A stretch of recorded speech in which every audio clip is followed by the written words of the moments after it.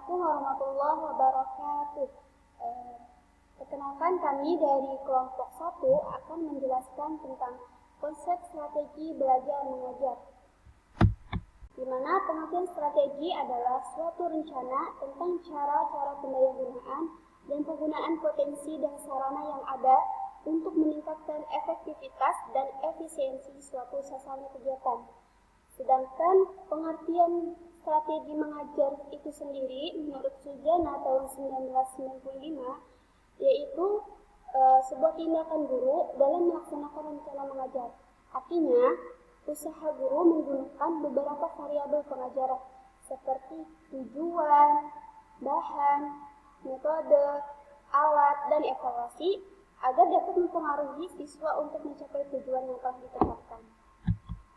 Nah, selanjutnya itu ada tahapan pembelajaran, di mana tahapan pembelajaran ini terbagi menjadi 3 bagian. Yang pertama ada tahap prainstruksional, yang kedua ada tahap instruksional, dan yang ketiga ada tahap evaluasi dan tindak lanjut. Tahap prainstruksional yaitu tahapan yang ditempuh guru saat memulai proses belajar mengajar. Contoh dalam tahapan kegiatan ini seperti guru menanyakan kehadiran siswa, yang kedua guru bertanya kepada siswa tentang pembahasan sebelumnya, pemahaman pembahasan sebelumnya, yang ketiga yaitu mengadakan post-test, yang keempat yaitu mengulang kembali pembahasan pelajaran yang sebelumnya, dan yang kedua yaitu ada tahap instruksional, di mana tahap instruksional ini disebut juga atau tahap inti, yang artinya penyajian bahan pelajaran yang sudah dipersiapkan guru dengan sebaik mungkin.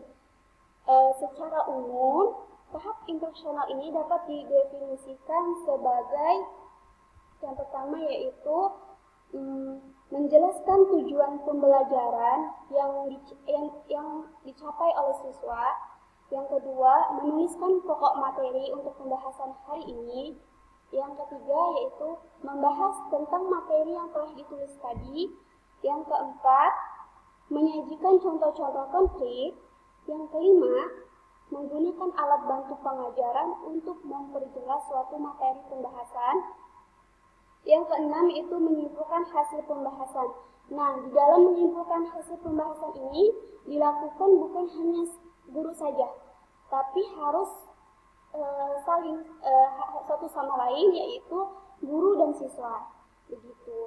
Dan yang ketiga yaitu ada tahap evaluasi dan tindak lanjut, yang dimana bertujuan untuk mengetahui tingkat keberhasilan dari tahapan kedua, yakni tahap instruksional.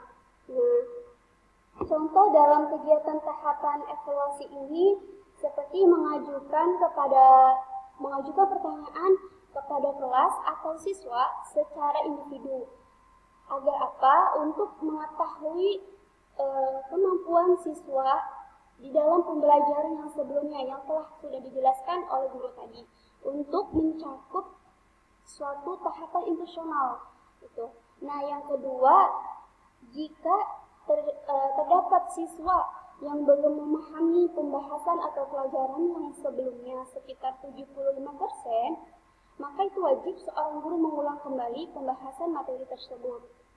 Yang ketiga yaitu untuk memperkaya wawasan siswa, guru wajib untuk memperkaya wawasan siswa, guru dapat memberi tugas atau pekerjaan rumah yang berhubungan tentang materi tersebut.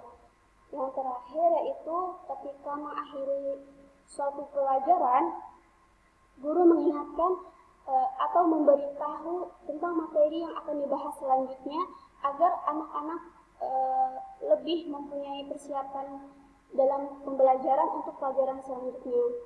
Nah, di dalam ketiga tahapan ini itu harus saling berkaitan satu sama lain.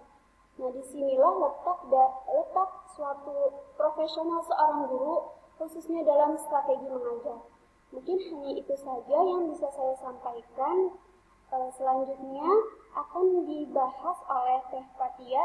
Kepada tempat dan waktu dipersilakan.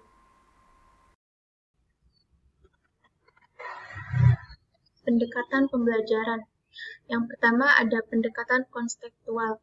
Konsep belajar di mana guru mengaitkan materi yang diajarkan dengan situasi dunia nyata siswa. Yang kedua, pendekatan konstruktivisme. Pendekatan ini menekankan pengembangan diri siswa melalui proses berpikir kritis. Yang ketiga, ada pendekatan deduktif. Pembelajaran yang bermula dari penjelasan tentang hal yang bersifat umum, lalu diarahkan pada hal yang bersifat khusus. Yang keempat, ada pendekatan induktif.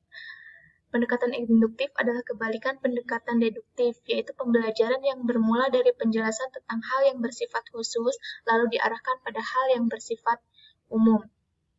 Yang kelima, ada pendekatan problem solving.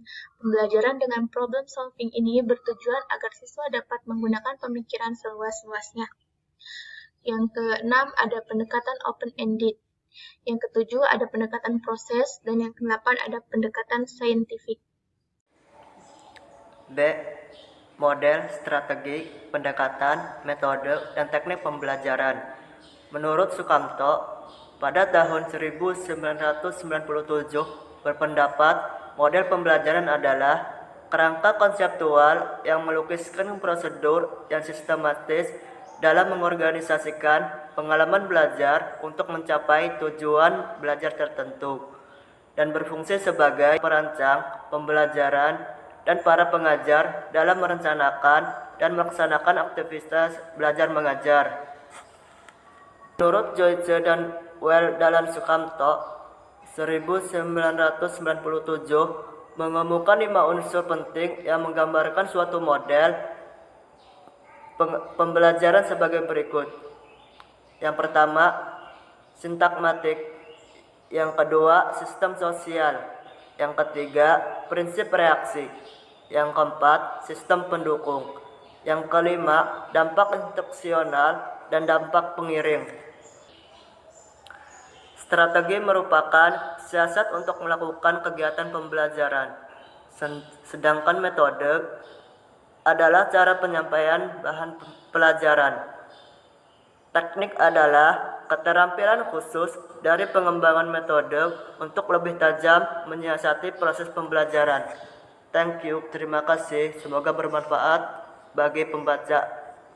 Wassalamualaikum warahmatullahi wabarakatuh.